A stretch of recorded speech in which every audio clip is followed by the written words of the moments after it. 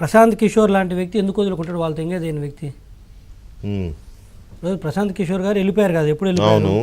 వెళ్ళిపోయిన తర్వాత అతను వెళ్ళిపోయిన కూడా అతని టీంని పెట్టుకున్నారు. అతను వదిలేశాడంటేనే మీరు అప్పుడే అర్థం చేసుకోవాలి, జగన్మోహన్ రెడ్డి గారికి పార్టీ నడపడం చేత కాదు, ప్రభుత్వాన్ని నడపడం చేత కాదు, ఇతంతో ఉంటే మనం మునుగుతాం, మనకు చెడ్డ పేరు వస్తుంది అని చెప్పేసి.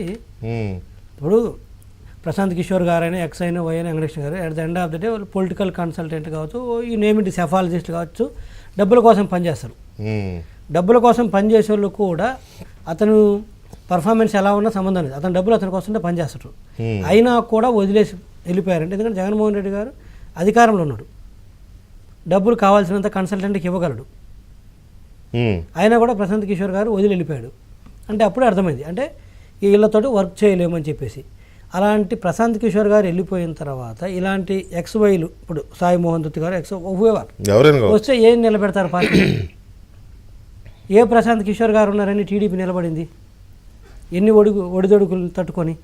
అసలు 2019లో 23, ఈరోజు 11 సీట్లు వచ్చిన తర్వాత 23 పెద్దగా కనపడుతుంది కానీ వైసీపీకి.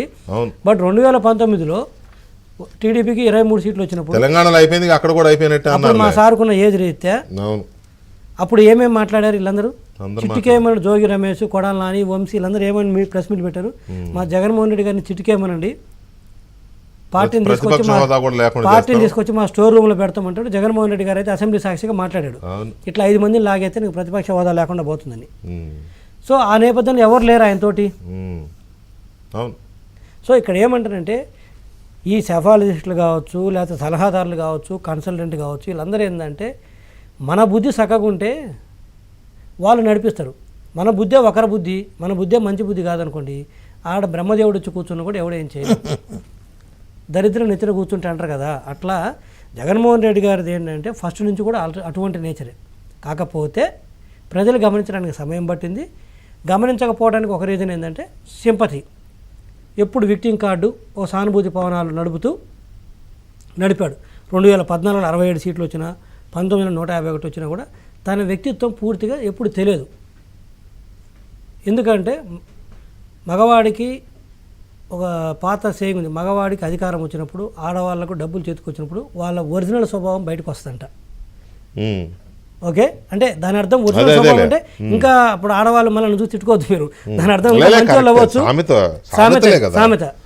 అట్లా జగన్మోహన్ రెడ్డి గారు మగవాడికి అధికారం వచ్చిన తర్వాత ఒరిజినల్ బుద్ధి బయటపడుతున్నట్టు ఆయనకు అధికారం వచ్చిన తర్వాత ఒరిజినల్ బుద్ధి బయటకు వచ్చింది. అంతకుముందు కొంత తెలుసు రాజశేఖర రెడ్డి గారు అధికారంలో ఉన్నప్పుడు ఏంటనేది. సో ఆ నేపథ్యంలో ఏమైందంటే ఒరిజినల్ బుద్ధి బయటకు వచ్చింది కాబట్టి ప్రజలు once and all for decide అయ్యారు, ఈ వ్యక్తిని మళ్ళీ మనము అధికారంలోకి తీసుకురాకూడదు, ఓడించాలని చెప్పేసి. సో ఆ నేపథ్యంలో ఏ సలహాదారుడు ఉంటే ఏంటి, మాకేంటి భయము? నువ్వు చక్కగా ఉంటే, నడిపేవాళ్ళు ఉంటే మేము ఫైట్ చేయగలం, మేము ఎట్లా అయినా ఆలోచించాలి. అంటే కాదుగా మీకు మాకు ఏ సలహాదారుడు ఉంటే మాకేం భయం మీరే అంటున్నారు. సజ్జల రామకృష్ణారెడ్డి ఉండబట్టే ఆ ప్రభుత్వాన్ని భ్రష్టు పట్టించాడు, జగన్ని భ్రష్టు పట్టించాడు, కాబట్టి మీ పని ఈజీ అయిందని చాలా మంది చెప్తూ ఉంటారు. ఇప్పుడు సజ్జలను తప్పించేసి ఇతను పెట్టారనుకోండి, ఒక నిమిషం సార్ తీసుకుంటా, ఇతను పెట్టారనుకోండి మళ్ళీ సిచ్యువేషన్ వేరుగా ఉంటుంది కదా. చెప్తారు. ఇప్పుడు మీకు కరెక్ట్గా 2 సంవత్సరాల క్రితం డిబేట్ నేను మళ్ళీ రేపైనా పంపిస్తా తీసి, నేను 2 సంవత్సరాల క్రితం చెప్పాను ఎలక్షన్స్ అయిపోగానే సజ్జల రామకృష్ణారెడ్డి తప్పిస్తాడు జగన్మోహన్ రెడ్డి గారిని. దానికి ఒక మోడస్ ఆపరెండి కూడా ఉంది. పార్టీ పెట్టినప్పుడు మీకు ఎప్పుడు, ఇప్పుడు పాత విజువల్ చూసినా కూడా జగన్మోహన్ రెడ్డి గారి పార్టీ పెట్టినప్పుడు ఫస్ట్ ఎవరు తిరిగారు ఆయన పక్కన? పెళ్లిలోకి పోయినా ఎక్కడికి పక్కన ఒక మనిషి తిరిగాడు. ఇప్పుడు కరుణాకర్ రెడ్డి, భూమన కరుణాకర్ రెడ్డి గారు. ఆ తర్వాత ఆయన తప్పిపోయిన తర్వాత ఆయన పక్కన పెట్టిన తర్వాత ఎవరు వచ్చారు? ఎక్కడ పోయినా మళ్ళీ విజయసాయి రెడ్డి గారు కనిపించారు. మళ్ళీ ఆయన తప్పించిన తర్వాత ఎవరు కనిపించేవాళ్ళు ఎక్కడ పోయినా కూడా? సుబ్బారెడ్డి. ఈయన సుబ్బారెడ్డి గారి కరుణాకర్ రెడ్డి గారి కంటే ముందు తిరిగాడు. తర్వాత కరుణాకర్ రెడ్డి గారు, తర్వాత విజయసాయి రెడ్డి గారు, తర్వాత సజ్జల రామకృష్ణారెడ్డి గారు. మీరు ఏ ఫ్రేమ్లో కూడా వీళ్ళందరూ కలిపి కనిపించరు. ఒక్కొక్కరిని ఆయన ఎప్పుడు ఒకసారి పెట్టుకున్న వ్యక్తి రెండోసారి పెట్టుకోడు. మీరు గమనిస్తే ఇదే డీకోడ్. జగన్ ఇదంతా తెలివితో చేశాడా, అభద్రతతో చేసి? అభద్రత. నేను ఇదే విషయాన్ని నేను 2 సంవత్సరాల క్రితం మీ డిబేట్లో చెప్పాను. ఆ డిబేట్లో ఆ బిట్ తీసి మీకు ఆ బయట వరకు నేను పంపిస్తాను. నేను ఇప్పుడు 2 years బ్యాక్ చెప్పాను డీకోడ్ చేసి. నెక్స్ట్ సజ్జలు ఎగురుతాడు, ఆ ప్లేస్లోకి ఎవడొస్తాను నేను చెప్పలేదు కదా నా పొద్దు. నెక్స్ట్ సజ్జలు ఎగురుతాడు. ఇప్పుడు ఈ సోకాల్డ్ మోహన్ సాయి దత్ అనేది జస్ట్ ఆన్ పేపర్ తప్పితే ఇతను కాదు. మళ్ళీ వస్తాడు చూడు, వేరే పులి వస్తాడు చూడు,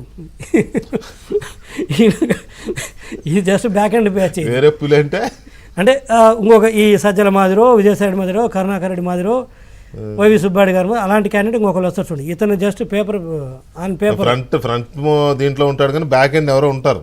వీళ్ళ మాదిరి ఉండే వ్యక్తి కాదు ఇతను. ఈ దత్ అనే వ్యక్తి